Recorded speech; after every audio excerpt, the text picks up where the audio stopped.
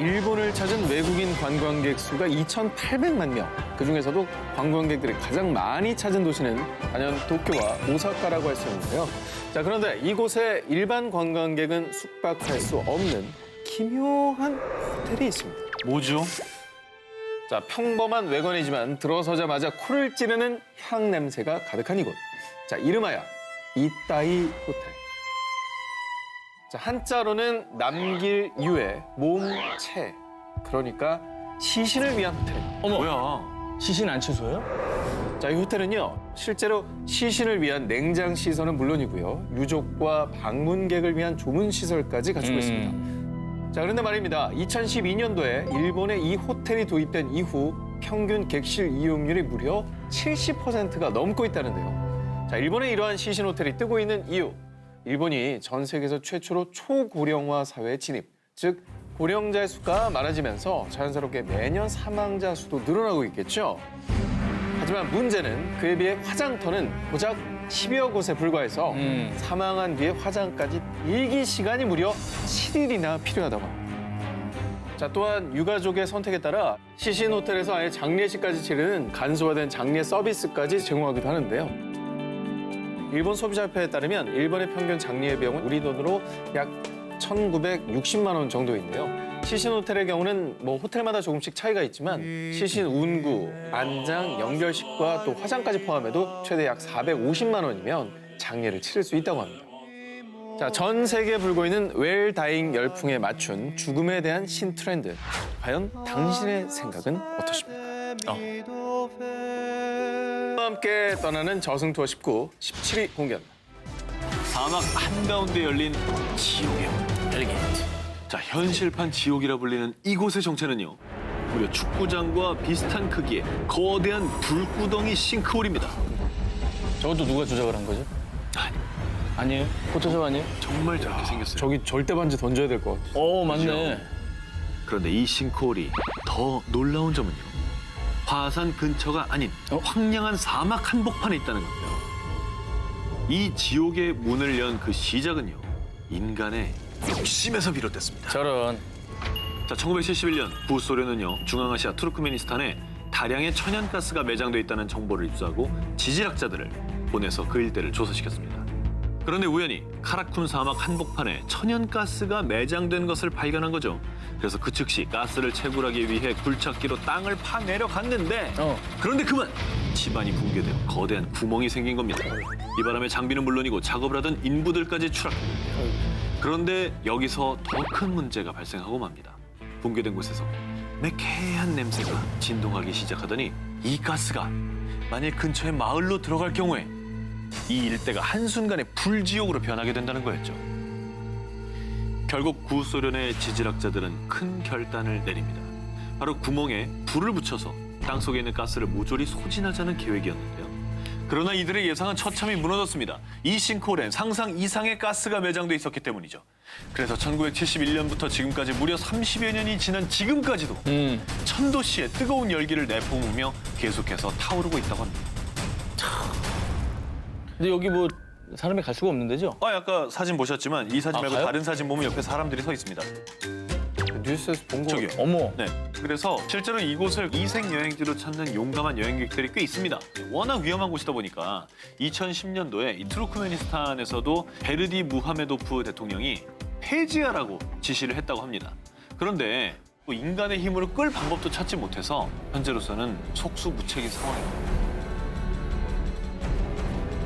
신과 함께 떠나는 저승 투어 19, 16위 공개합니다. 영혼이 모이는 삼색 호수. 꽃이 많이 피는 아름다운 자연 경관으로 포르투갈어로 꽃을 의미하는 플로레스라 이름이 붙은 이 섬에는요, 1639m 높이의 클리무투 산이 있고 그 안에는 화산 폭발로 생긴 세 개의 호수, 클리무투 호수가 있습니다. 이 산자락에 있는 작은 마을 뽀모에 사는 리오족들은요, 예로부터 자신들이 죽으면 그 영혼은 반드시 이 클리무투 호수에 깃든다고 믿고 있다고 합니다. 그런데 꽤 흥미로운 이야기는 이 영혼들은 다 같은 호수에 깃드는 게 아니라 영혼의 특성에 따라서 세 개의 호수에 나누어서 깃든다고 합니다. 재밌다. 제일 서쪽에 위치한 숲으로 감싸져 있는 검푸른 호수 티우아타푸푸는요, 나이든 사람의 영혼이 모인다고 하고요. 이 호수와 조금 떨어져 있는 옥색 호수의 이름은 티우누아무리쿠파이로요, 젊은 사람들의 영혼. 그리고 그 옆에 있는 호수는 티우아타폴로로 갈색을 띠고 있는데 이곳은 악한 사람의 영혼이 모이는 곳이라고 합니다. 아니 어떻게 저렇게 가까운데 이렇게 색깔이 다를 수가 있지? 진짜 신기해. 일부러 인공 색소를 만들어 놓은 것처럼. 아, 그렇죠? 물감 풀어놓은 거 같잖아요. 어.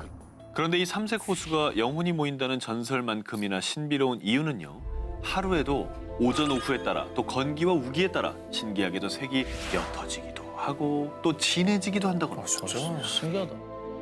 저게 어떤 원리로 저렇게 되는 걸까요? 진짜? 학자들은 호수 밑에 있는 토양의 화학 물질 때문에 색이 바뀌는 것 같다라고 추측합니다. 이게 밝혀진 사실은 아니고요, 추측입니다. 하지만 리오족 사람들의 생각은 다릅니다. 그들은 호수에 깃든 조상의 정령이 변덕을 부려서 색이 변하는 거라고 믿고 있다고 합니다. 리오족에게 클리무트 호수는 예로부터 조상이 깃드는 신성한 공간으로 소원을 빌거나 병을 고치고 싶을 때 이곳에 와서 기도를 한다고 하는데, 리오족의 이런 믿음과 전통은 어쩌면 먼저 세상을 떠난 가족들과 이승에서 더 오래 함께하고 싶은 마음이 아닐까요?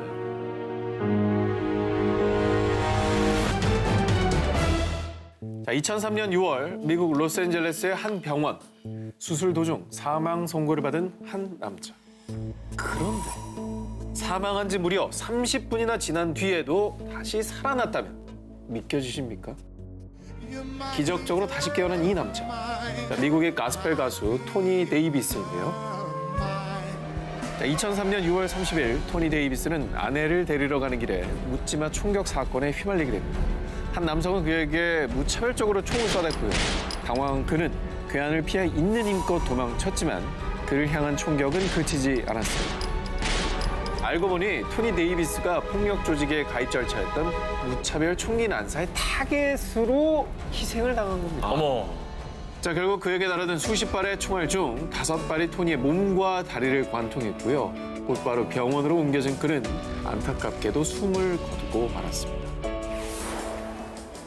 그런데 이때 사망 선고를 받은 지 30분 만에 그의 심장이 다시 뛰기 시작했습니다. 오. 말도 안 돼. 정말 이 상황이 믿겨지십니까? 일단 뇌에 피가 안 가는 거잖아요. 그렇죠. 몇 분 안에 막 뇌에 피가 안 가면 맞아요. 뇌가 죽는다 뭐 이런 얘기도 많잖아요. 30분이나 지난 겁니다. 말이 안 되는데. 자, 기적적으로 죽음의 문턱에서 돌아온 토니 데이비스. 하지만 안타깝게도 총상을 입은 왼쪽 다리는 절단해야 했고요. 목소리까지 잃어서 말조차 하기 힘들 거라는 진단을 받게 됩니다. 목숨은 건졌지만 목숨만큼 소중했던 목소리와 또 다리까지 잃게 된 그는 절망에 빠졌는데요. 그 순간 그의 귓가에 들린 목소리. 그들을 진심으로 용서하라. 자, 마치 신의 계시와 같이 들린 음성. 결국 그들을 용서하기로 마음의 결단을 내렸는데, 아이고. 자, 바로 그때 토니는 자신의 왼쪽 다리에서 온기를 느꼈고요. 에? 회생 불가 판정을 받은 왼쪽 다리와 성대가 다음 날부터 재기능을 하기 시작한 겁니다. 자, 그는 자신이 사망했던 동안에 하얀 구름 위에 누워서 거대하고 아름다운 도시를 보았습니다. 라며 사후 세계를 경험한 것이라고 확신한다는데요. 그에게 일어난 기적은 지금까지도 풀리지 않는 미스터리로 남아있습니다.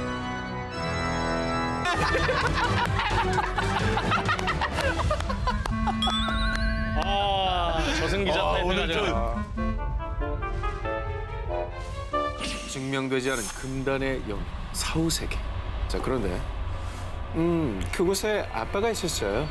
자, 이렇게 무려 천국에서 아빠를 만나고 돌아온 소년이 있었습니다. 오, 엄청난데?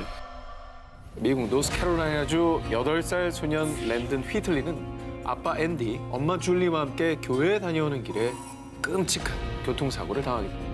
차체도 제대로 할 수 없는 큰 사고에 아빠 앤디는 안타깝게도 그 자리에서 사망을 했고요.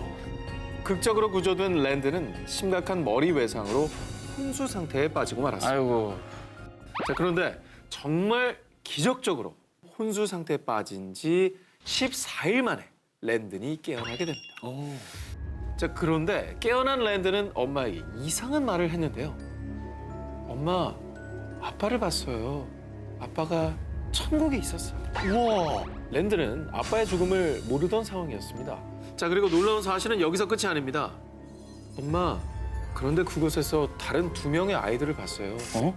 근데 제 형제 같았어요. 뭐야? 사실 엄마 줄리는 랜든을 낳기 전에 2번의 유산을 했기 때문입니다. 어머. 두 번도 맞힌 거네요. 랜든의 말에 따르면 모두가 한 장소에서 함께 있었고요. 단박에 형제인 걸 알 수 있었다고. 자, 현재 랜든은 성인이 되었는데요.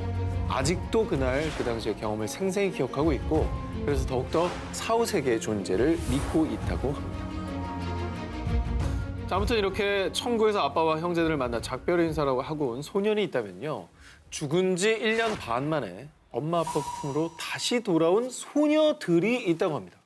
자, 영국 노썸버랜드 헥삼에 사는 폴락 부부에게 11살 조안나와 또 6살 제클린, 귀여운 2딸이 있었습니다. 그런데 1957년 5월 5일 두 자매가 교회를 가던 길에 그만 교통사고를 당했고요. 안타깝게도 그 자리에서 사망하고 맙니다. 그런데 2딸이 떠난 다음인 1958년 초 임신 소식이 있었고 그리고 그해 10월 쌍둥이 자매 제니퍼와 질리언을 낳았습니다. 그런데 아기들을 처음 본 폴락 부부는 소스라치게 놀라고 맙니다. 왜요? 제니퍼의 이마에 1년 반 전에 죽은 제클린의 이마에 있던 흉터와 비슷한 모양의 점이 있었던 겁니다. 또 엄마, 메리 인형이랑 수잔 인형은 어딨어요? 인형놀이 하고 싶어요. 자, 이렇게 죽은 두 자매가 가지고 놀던 장난감 인형의 이름까지 부르면서 달라고 보챘던 겁니다. 어우, 소름 끼치죠? 네, 특히나 저 이름은, 인형 이름은 죽은 딸이 붙여줬던 그 이름이었던 거예요. 아, 이거 소름인데. 게다가 4살이 되던 해에 죽은 두 자매가 살았던 헥삼거리를 지나게 된 쌍둥이는요. 학교에 다닌 적도 없었는데 저기 우리가 다녔던 학교는 저기예요. 어머. 하면서 죽은 두 자매가 다녔던 학교를 자신들이 다녔다고 얘기를 했고요. 와, 그럼 진짜 뭐 이거 환생이에요? 그것도 같은 부모한테? 그렇죠. 똑같이 자매로? 와, 이건 너무 놀랍다. 모르던 기억까지 그냥 그렇죠. 해버리니까. 정말 조안나와 제클린이 다시 엄마의 품으로 돌아온 걸까요? 자, 지금까지 누구나 알지만 아무도 본 적이 없는 세계. 하지만 그래서 더 궁금한 죽음과 사후 세계에 대한 특종을 발표했습니다. 자, 그러면 프리한 19 대표 기자, 대기자 저 전현무 기자의 단독 1위 특종을 공개하겠습니다. 200년 전생의 기억을 가진 할머니. 1916년 중국 산시성 페이커우 마을에 한 소녀가 태어났습니다. 이름은 원키. 엄마, 전 전생에 시안성에 살던 상인이었어요. 그리고 두 번째 생은 허난성에서 여자애로 환생했어요. 처음에는 그녀의 황당한 얘기를 그저 웃어넘겼다는 가족들. 시간이 지나 평범하게 결혼도 하고 자식도 낳고 가정을 꾸렸던 원키. 하지만 그녀의 전생 이야기는 멈추지 않았습니다. 그래서 결국 가족들은 어쩔 수 없이 그녀의 말이 진짜인지 확인하기 위해서 그녀가 살았다는 산시성과 허난성을 방문합니다. 그런데 태어나서 한 번도 마을을 떠나본 적이 없는 그녀가 시안성과 허난성 두 지역을 방문했을 때 그 지역의 사투리를 유창하게 구사하기 시작합니다. 근데 진짜 놀라운 게 아까 얘기했던 그 여러 지역의 사투리를 한다 그랬잖아요. 네네. 그게 거의 다른 언어 수준이에요. 되게 중국은 이제 지역마다 사투리가 너무 심해서 네. 그 TV에 다 자막이 달릴 정도로 그럼요. 이해를 못 못 알아들어요. 하니까. 그렇지, 그죠? 근데 한 번도 안 가봤던 데 가서 그 지역의 사투리를 썼다는 거. 진짜 놀라운 일이에요. 대단하죠? 또 자신의 두 번째 생이라고 주장한 허난성의 한 부유한 집에서 예원고라는 이름을 가진 딸로 태어난 기억까지 떠올리는데요. 남장을 하고 판우빙이라는 이름으로 장원급제까지 했다는 얘기까지. 가족들은 그녀의 너무나도 생생한 증언에 놀라움을 금치 못했는데요. 그런데 더 놀라운 건 이승의 기억뿐 아니라 염라대왕 앞에서 심판을 받은 일까지 술술 얘기를 하기 시작을 한 겁니다. 죄목은 남장을 하고 대리시험을 치른 죄. 이 일로 염라대왕의 헛된 질책을 받은 그녀는 다시 태어나면 페이커우 마을에 관세음 사원 짓는 일로 죄를 덜어야 한다고 했다고 합니다. 자, 여기서 또다시 놀라운 일. 경악을 금치 못할 일은 할머니는 결혼 후 88세가 되도록 사원 짓는 일에 참여하고 있었다는 사실입니다. 정말 믿기지 않는 이 소리는 홍콩의 유력 일간지 대기원 15에 실리면서 큰 화제가 됐고요. 무려 200년 전의 전생을 기억하고 심지어 사후 세계에 있었던 기억까지. 과연 할머니의 말은 진실일까요?